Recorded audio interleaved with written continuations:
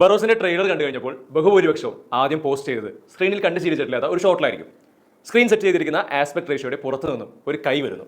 ആ കൈകൾ സ്ക്രീനിലുള്ള പുസ്തകത്തിൽ തൊടുന്നു. ഒരുപക്ഷെ ആദ്യമായിട്ടായിരിക്കും മലയാള സിനിമയിൽ ഇങ്ങനെ ഒരു വിഷ്വൽ ഡിസൈൻ.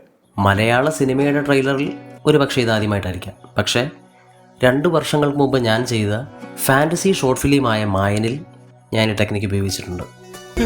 അങ്ങനെ രേവതി നാളിൽ അവൻ പുനർജനിച്ചു. ചാത്തൻ, നീലിമല, മായച്ച ഓരകന്റെ മാന്ത്രിക കുരുക്കിൽ നിന്നും രക്ഷപ്പെട്ടപ്പോൾ തെറ്റിപ്പൂവും പൂമ്പാറ്റയും എല്ലാം സന്തോഷം പങ്കുവച്ചു. എനിക്ക് ഈ ആശയം കിട്ടിയത് ലൈഫ് ഓഫ് പൈ സിനിമയിലാണ്. സിനിമ കണ്ടുകൊണ്ടിരിക്കുമ്പോൾ തന്നെ ഈ ആസ്പെക്ട് റേഷ്യോ അല്പം ചെറുതാണെങ്കിൽ അപ്പോൾ ഉണ്ടാകുന്ന മാസ്കിന് വെളിയിൽ നിന്നുമൊക്കെ ആയിരുന്നു ദൃശ്യങ്ങൾ സ്ക്രീനിലേക്ക് വന്നത്. അത് ശരിക്കും 3D കണ്ടുകൊണ്ടിരിക്കുമ്പോൾ തന്നെ നമ്മൾ അറിയാതെ സംഭവിക്കുന്നൊരു കാര്യമായിട്ട് തന്നെ തോന്നി.